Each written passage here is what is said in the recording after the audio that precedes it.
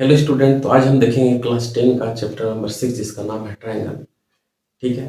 इस ट्रायंगल में हम बहुत सारा चीज़ पढ़ेंगे, लेकिन सबसे पहले हम देखेंगे कि ट्रायंगल किसे बोलते हैं। ठीक है, आप लोग तो बचपन से पढ़ रहे हैं कि ट्रायंगल हम किसे बोलते हैं। ठीक है, तो हम देखते हैं उसका डेफिनेशन क्या होता है। तो हम ऐसे लिखेंगे, एक closed figure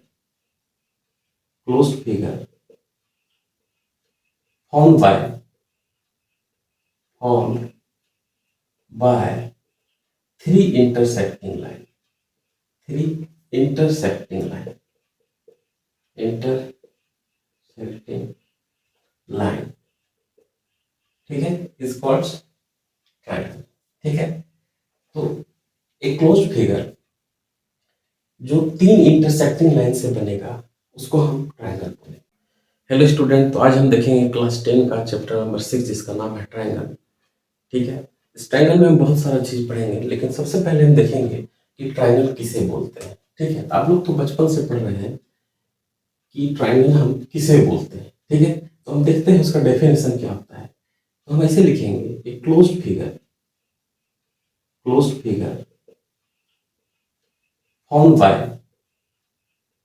form by three intersecting line three intersecting line. ठीक है, इज कॉल्ड ट्रायंगल। ठीक है, तो एक क्लोज्ड फिगर जो तीन इंटरसेक्टिंग लाइन से बनेगा उसको हम ट्रायंगल बोलेंगे। जैसे ये तीन इंटरसेक्टिंग लाइन हम बनाते हैं। ठीक है, ये रहा, ये आप देख पा रहे हैं कि तीन इंटरसेक्टिंग लाइंस है। इसका हम नाम दे देते हैं ए बी सी। आप देख पा रहे होंगे ये तीन लाइन जो है जहाँ इंटरसेक्ट कर रहा है उस पॉइंट को हम ए बी और सी नाम दे दिए। ठीक है, ये तीनों लाइन को हम बोलते हैं वर्टेक्स। जो यहाँ आप देख पा रहे हैं ए बी सी है, उसको हम क्या बोलेंगे, वर्टेक्स। और तीनों जब एक साथ बोलेंगे ए बी सी को तो ये वर्टिसेस बोलेंगे। ठीक है, अगर हम सिर्फ एक का बात करेंगे ए तो वर्टेक्स हुआ, तो वर्टेक्स कौन है, ये, फिर बी, फिर सी, और तीनों एक साथ बोलेंगे तो ये वर्टिसेस हुआ। ठीक है, उसी तरह इस ट्रायंगल में तीन साइड्स आप देख रहे हैं। ए ट्रायंगल हैज थ्री साइड्स। ठीक है, थ्री साइड्स कौन कौन है, आप देख पा रहे हैं ए बी है, बी सी है और सी ए है। ठीक है, थ्री साइड्स। और इस ट्रायंगल में तीन एंगल है। कौन कौन है, तो तीन एंगल्स है, एंगल ए, एंगल बी और एंगल सी। ठीक है, एंगल का साइन हम कुछ इस तरह से दिखाते हैं, जो आप देख पा रहे हैं यहाँ पे ऐसे। ठीक है, इसको हम एंगल को डिनोट करने के लिए इस सिंबल का यूज करते हैं। जहाँ पे दो लाइन आपस में इंटरसेक्ट करता है उसको हम एंगल्स बोलते हैं। ठीक है, यहाँ तक आपको समझ में आ गया। तो ये तो था छोटा इंट्रोडक्शन, ठीक है, ट्रायंगल्स के बारे में। लेकिन क्लास 10 में ये नहीं पढ़ना है कि ट्रायंगल्स क्या होता है। क्लास 10 में हमें पढ़ना है सिमिलर फिगर के बारे में, सिमिलर ट्रायंगल के बारे में। तो थोड़ा सा हम क्लास 9 का जो कॉन्ग्रुएंस का कंसेप्ट था उसको हम रिमाइंड कर देते हैं। ठीक है, तो हम लोग क्या पढ़े थे क्लास 10 में, हम लोग कॉन्ग्रुएंट ऑफ ट्रायंगल पढ़े थे। कॉन्ग्रुएंस, इसका मतलब क्या होता है कि वैसा क्लोज्ड फिगर जिसका शेप जो है वो सेम होना चाहिए। ठीक है, और साइज जो है वो भी सेम होना चाहिए। तो वैसा फिगर जिसका शेप सेम होना चाहिए और साइज भी सेम होना चाहिए। ठीक है, मान लेते हैं कि दो सर्कल है, एक ये सर्कल है और ये सर्कल है। दोनों का जो रेडियस है वो हम मान लेते हैं 2 सेंटीमीटर। ये भी 2 सेंटीमीटर है, ये भी 2 सेंटीमीटर है। ठीक है, 2 2 सेंटीमीटर। ये दोनों सर्कल का रेडियस जब आपस में बराबर है तो हम इसको बोल देंगे कि ये जो सर्कल है ये क्या है, कॉन्ग्रुएंट है। ठीक है। उसी तरह से अगर हम एक ट्रायंगल के बारे में बात करें, तो अगर दो ट्रायंगल लेते हैं, इसका नाम दे देते हैं, एक का हम ए बी सी नाम दे देते हैं, एक का पी क्यू आर नाम दे देते हैं। ये दोनों ट्रायंगल तभी कॉन्ग्रुएंट होगा। जैसे हम ट्रायंगल में बोल सकते हैं कि एंगल ए जो है वो एंगल पी के बराबर होना चाहिए, एंगल ए बराबर एंगल पी, एंगल बी बराबर एंगल क्यू, एंगल सी बराबर एंगल आर। ठीक है, तो ये ट्रायंगल क्या हो जाएगा, कॉन्ग्रुएंट हो जाएगा। और हम ट्रायंगल को जब बोलते हैं कॉन्ग्रुएंट होता है, तो इसको हम कुछ इस तरह सिंबल से दिखाते हैं, जैसे पी क्यू आर। ठीक है, ये जो देख पा रहे हैं ये एक सिंबल है जिसको हम बोलते हैं कॉन्ग्रुएंट।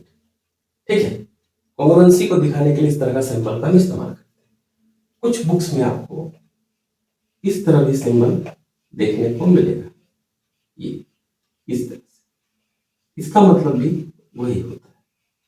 ठीक है, तो ये हो गया, ये कॉन्ग्रुएंस के बारे में पढ़े थे। अब हम यहां पे जो है सिमिलर ट्रायंगल के बारे में पढ़ेंगे। हमने आपको कॉन्ग्रुएंस इसलिए बताया कि अगर आपने कॉन्ग्रुएंस अच्छे से समझ रखा है, ये सिमिलरिटी ऑफ ट्रायंगल समझने में आपको आसान हो जाएगा। ठीक है, तो हम देख लिए कि कॉन्ग्रुएंस का मतलब क्या होता है कि ऑल रिस्पेक्ट में कोई भी क्लोज फिगर आपस में बराबर होना चाहिए, यानी एक दूसरे के ओवरलैप हो जाना चाहिए। जैसे अगर हम डेली लाइफ में बात करें तो व्हील्स ऑफ ए कार, ठीक है, एक कार का 4 व्हील्स होता है और चारों व्हील्स आपस में क्या होता है, कॉन्ग्रुएंस होता है। अगर एक भी व्हील छोटा या बड़ा हो जाए तो क्या होगा, प्रॉब्लम हो सकता है, तो वहां पे कॉन्ग्रुएंसी का इस्तेमाल होता है। ठीक है, उसी तरह से मान लीजिए कोई पेन है, अगर इस पेन का रिफिल जो है वो हर जगह सेम आपको मिलेगा, जो इस पेन का नाम है उसी नाम से अगर हम रिफिल लेने जाए दुकान में, तो एग्जैक्ट इसमें फिट बैठ जाएगा। ठीक है, ये भी कॉन्ग्रुएंस ऑफ ट्रायंगल का एग्जांपल हो सकता है डेली लाइफ में, ये आप लोग पहले पढ़ चुके हैं। उसके बाद कॉन्ग्रुएंस ऑफ ट्रायंगल को प्रूव करने के लिए कुछ प्रॉपर्टीज होता था या कुछ क्राइटेरिया होता था कि कैसे हम उसको कॉन्ग्रुएंस प्रूव कर सकते हैं। तो अगर ट्रायंगल में हम देखें, एक्चुअली हम लोग ट्रायंगल को ही कॉन्ग्रुएंट प्रूव करते हैं। तो तीनों साइड अगर आपस में बराबर हुआ तो उसको हम क्या बोलेंगे कि कॉन्ग्रुएंट है, तीनों एंगल्स बराबर हुआ तो हम बोलेंगे ये कॉन्ग्रुएंट है। ठीक है, अब हम आते हैं सिमिलरिटी या सिमिलर फिगर।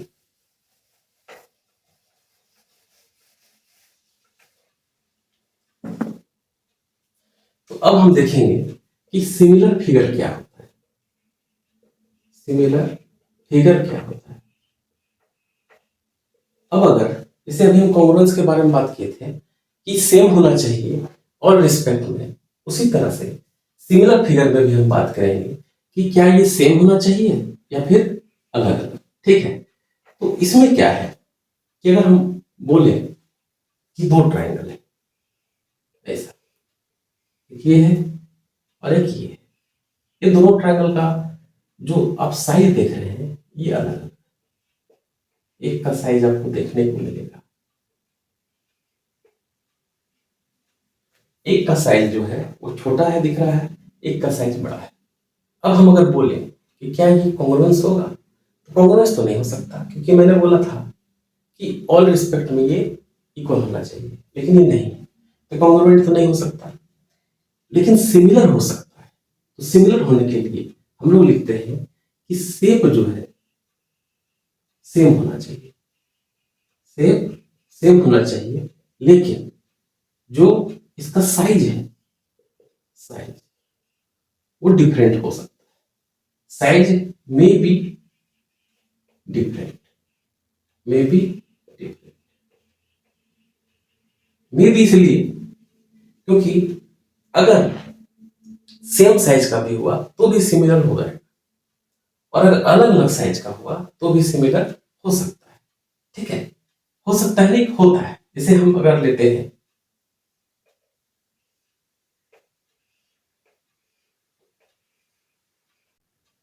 अब देख पा रहे हैं कि ये स्क्वायर है, ठीक है। इसका हम नाम देते हैं ए बी सी और डी। एक और हम स्क्वायर बनाते हैं, इसे थोड़ा बड़ा, है ना। इसका हम नाम दे देते हैं P Q R, P Q are और एस, ठीक है। ये दोनों जो स्क्वायर है, ये दोनों सेम साइज तो नहीं है लेकिन सेम शेप है। अब हम जानते हैं इसका एंगल हमेशा क्या होता है, 90 डिग्री बनता है। इसका एंगल हमेशा 90 डिग्री होता है। अब इसका एंगल अगर 90 डिग्री होता है तो ये क्या हो जाएगा, सिमिलर हो जाएगा, ठीक है। लेकिन साइड इसका इक्वल नहीं होता है, क्योंकि ये अलग साइज का आपको स्क्वायर देखने को मिल रहा है, ये अलग साइज का है, तो ये दोनों का साइड तो इक्वल नहीं हो सकता। कॉरस्पॉन्डिंग साइड का रेशियो जो है वो आपस में इक्वल हो सकता है, लेकिन साइड कभी भी इक्वल नहीं हो सकता। इसीलिए सिमिलर फिगर को क्या बोलेंगे हम, शेप जो है वो सेम होना चाहिए और साइज जो है मे बी डिफरेंट होना चाहिए या फिर इक्वल होना चाहिए, या इक्वल होना चाहिए, ठीक है। तो इसलिए हम लोग बोल देते हैं कि every congruent figure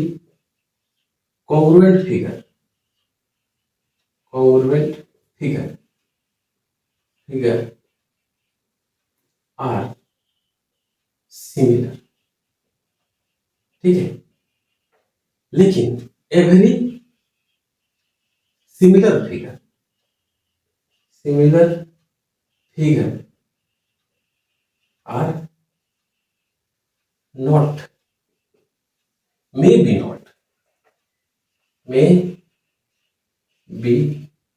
not congruent, ठीक है।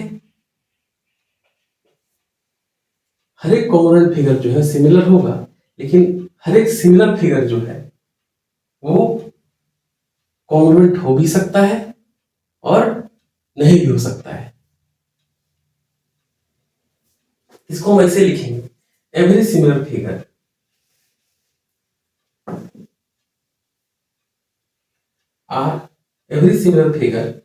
may and may not be similar, not be congruent, ठीक है। ये हम बोल सकते हैं, समझ में आ गया। कुछ और अगर एग्जांपल हम लें तो जैसे मान लीजिए कि 3 पिक्चर लेते हैं अलग अलग साइज का, है ना। एक ये है, एक ये है, एक ये है।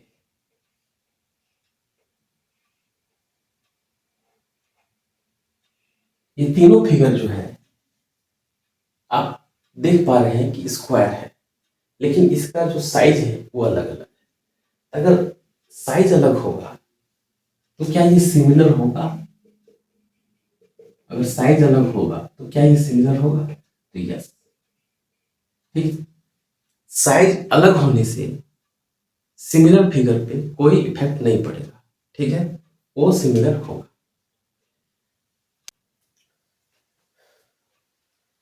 आप देख पा रहे हैं कि मैंने यहां लिखा है two polygons of same number of sides are similar if their corresponding angles are equal, their corresponding side in the same ratio are proportional, ठीक है। ये दो कंडीशन है, जब कोई पॉलीगन जो है वो सिमिलर होगा तब ये दो कंडीशन सेटिस्फाइड होना चाहिए कि उसका कॉरस्पॉन्डिंग एंगल जो है वो इक्वल होगा, कॉरस्पॉन्डिंग साइड जो होगा वो सेम रेशियो में होगा। ये दो कंडीशन जो है वो सेटिस्फाइड करना चाहिए, तभी कोई ट्रायंगल क्या होगा, आपस में सिमिलर होगा। तो देखिए मान लेते हैं कि दो ट्रायंगल्स लेते हैं ए बी सी और पी क्यू आर, ठीक है, पी क्यू आर। अब ये दोनों ट्रायंगल जो है हम बोल देते हैं कि ये इक्विलैटरल ट्रायंगल है। ये दोनों ट्रायंगल कौन सा है? इक्विलैटरल। अब हमको पता है इक्विलैटरल ट्रायंगल उसको बोलते हैं जिसका हर एक एंगल जो है वो क्या होता है 60 डिग्री होता है। हर एक एंगल क्या होगा 60 डिग्री, 60 डिग्री का एंगल, ठीक है। इसका भी 60 डिग्री होगा, ठीक है। तो एक चीज तो हमको पता चल गया कि जो दो ट्रायंगल है यहाँ पे इसका कोरस्पॉन्डिंग एंगल जो है आपस में बराबर है, सब 60 डिग्री है। देख लीजिए angle A equal to angle B, फिर angle B equal to angle Q, angle C equal to angle R, ठीक है। ये कोरस्पॉन्डिंग एंगल मैंने बोला था, यहाँ पे लिखा है corresponding angle sine. Angle A जो है और एंगल पी जो है कोरस्पॉन्डिंग एंगल है। अब इसी का कोरस्पॉन्डिंग साइड लेंगे, उसका रेशियो आपस में बराबर होना चाहिए, ठीक है। तो हमें नहीं पता किसका साइड का लेंथ कितना है, ठीक है। लेकिन अगर हम मानते हैं सपोज ये 2 है तो ये 4 होना चाहिए, ये 3 है तो ये 6 होना चाहिए सेंटीमीटर में, ठीक है। उसी तरह से ये 4 है ये 8 होना चाहिए। अगर हम A B divided by P Q करें, उसके बाद A C divided by P R करें और B C divide by Q R करें, आप देख पा रहे हैं कि सारा का जो रेशियो होगा 1/2 के बराबर होगा। तो ये कंडीशन भी यहाँ पे सेटिस्फाइड कर रहा है, ठीक है, कि दो ट्रायंगल है, दोनों ट्रायंगल का कोरस्पॉन्डिंग एंगल जो है बराबर है, कोरस्पॉन्डिंग साइड का रेशियो भी बराबर है। तो जब ये दोनों कंडीशन सेटिस्फाइड कर दिया तो इसको हम बोलेंगे कि triangle A B C, triangle A B C जो है वो सिमिलर है triangle P Q R, P Q R, ठीक है। ये जो सिंबल आपको दिख रहा है ये सिमिलर फिगर का सिंबल है। ये सिमिलर फिगर, किसी भी सिमिलर फिगर को हम लोग इस सिंबल से दिखाते हैं। यहां तक आपको कोई दिक्कत नहीं होना चाहिए, ठीक है। अब हम लोग सिमिलरिटी ऑफ ट्रायंगल के बारे में कुछ और भी देखेंगे, ठीक है। देखेंगे थेल्स थ्योरम के बारे में, थेल्स थ्योरम, ठीक है। तो थेल्स जो थे एक मैथमेटिशियन थे, उन्होंने एक थ्योरम दिया था और उसका नाम रखा था बीपीटी। बीपीटी मतलब बेसिक प्रोपोर्शनलिटी थ्योरम, बीपीटी, इसका नाम बेसिक प्रोपोर्शनलिटी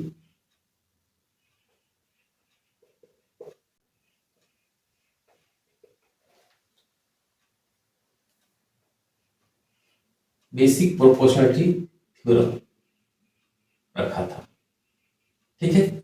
इसको हम समझेंगे कि बीपीटी थ्योरम जो है वो क्या बोलता है, ठीक है। बेसिक प्रोपोर्शनलिटी थ्योरम जो है उसको हम समझेंगे एक एक्टिविटी के द्वारा। एक एक्टिविटी हम देखेंगे जिसमें हम लोग समझेंगे ये जो बीपीटी है बेसिक प्रोपोर्शनलिटी थ्योरम ये क्या होता है, इसको हम समझेंगे। उससे पहले हम देखेंगे कि जो थेल्स थे वो एक बात बोले थे कि अगर दो ट्रायंगल आपस में अगर सिमिलर है, ए बी सी है और ये पी क्यू आर है और ये सिमिलर है A B C similar triangle P Q R है, तो इसका सारा एंगल आपस में बराबर होगा, सारा एंगल जो है आपस में बराबर होगा। तो इसको हम लोग बोलेंगे equi angular triangle, equi angular triangle, ठीक है, यही बोले। और जब ये इक्वी एंगुलर ट्रायंगल होगा, इक्वी मतलब होता है इक्वल, अगर कोई इक्वी एंगुलर ट्रायंगल है तो हम उसको लिखेंगे corresponding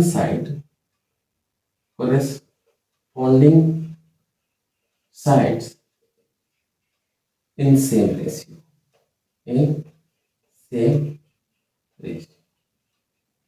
ठीक है। अगर कोई इक्वी एंगुलर ट्रायंगल है तो उसका कॉरस्पॉन्डिंग साइड का रेशियो हमेशा सेम होगा, ये थेल्स ने बोला था। और इसने जो थ्योरम दिया था उसके बारे में हम डिस्कस करेंगे। लेकिन उससे पहले हम बीपीटी को समझेंगे आखिर क्या होता है। एक एक्टिविटी के द्वारा मान लेते हैं इस तरह का एक दो लाइन जो है आपस में एक पॉइंट पे इंटरसेक्ट कर रहा है, इसका हम ए नाम दे देते हैं। ठीक है, इधर एक्स है इधर वाई है, तो ये लाइन है ए एक्स और ए वाई। अब इधर हम नाम देते हैं पी क्यू आर एस। ठीक है, एक और नाम देते हैं टी। अब हम क्यू को एक पॉइंट से यहां मिलाते हैं, इसका नाम देते हैं बी। उसी तरह से हम टी को यहां से मिलाते हैं और इसका नाम देते हैं सी। ठीक है, अब यहां से यहां तक ए से लेके पी तक इसका डिस्टेंस 1 सेंटीमीटर है। थोड़ा देर के लिए मान लेते हैं पी से क्यू का डिस्टेंस फिर से 1 सेंटीमीटर है, इस तरह से ये 1 सेंटीमीटर है। ठीक है, और बी क्यू जो है वो पैरेलल है सी टी का, ऐसा हम मान के चलते हैं क्योंकि ये लाइन हम अपने से ड्रॉ किए हैं और वो पैरेलल है। ठीक है, तो हम देख पाते हैं कि यहाँ ए और क्यू, ए क्यू जो है यहां से यहां तक का डिस्टेंस जो है, हमने बोला था अभी कि यहां से यहां तक 1 सेंटीमीटर है, फिर यहां से यहां तक 1 सेंटीमीटर, 2 सेंटीमीटर हो गया, तो यानी कि ये 2 सेंटीमीटर। ठीक है, अब क्यू से टी का डिस्टेंस, क्यू से टी का डिस्टेंस जो है वो 1 2 3 सेंटीमीटर। ठीक है, इसका मतलब A Q divide by Q T जब हम निकालेंगे इसका रेशियो जो है 2/3 होगा। ठीक है, इसी तरह से यहां पे देखिए अगर हम ए बी निकालते हैं, तो ए बी को यहां से यहां तक अगर आप मेजर करते हैं तो ये भी 2 सेंटीमीटर। ठीक है, फिर बीसी को अगर आप मेजर करते हैं बीसी को, तो ये 3 सेंटीमीटर। आज हम जब दोनों का रेशियो निकालेंगे A B divide by B C, तो ये 2/3 सेंटीमीटर। ठीक है, तो आप देख पा रहे हैं कि A Q by Q T और A B by B C का जो रेशियो है वो आपस में बराबर है। ठीक है, ये कोई मैजिक नहीं है, यही बीपीटी है कि जब दो लाइन आपस में पैरेलल होता है तो उसका जो रेशियो होगा साइड्स का वो 2 इक्वल पार्ट्स में डिवाइड होगा। ठीक है, या फिर जब 2 लाइन पैरेलल्स होगा तो वो सेम रेशियो में डिवाइड होगा। इक्वल भी हो सकता है अगर ट्रायंगल वैसा रहे तो, या फिर जब बी और क्यू जो है वो मीडियम में बाइसेक्ट करेगा तो भी हो सकता है, लेकिन ये मीडियम में बाइसेक्ट नहीं कर रहा, ये किसी और पॉइंट में बाइसेक्ट कर रहा है, तो इसका जो साइड का रेशियो है हमने देख लिया कि बराबर है। तो इससे ये क्लियर हो गया कि जब दो लाइन आपस में पैरेलल हो उसका साइड का जो रेशियो है वो बराबर। यही बीपीटी जो है बेसिक प्रोपोर्शनलिटी थ्योरम जो है यही बताता है। ठीक है, अब हम देखेंगे कि थेल्स जो थ्योरम दिए थे वो क्या बोले थे।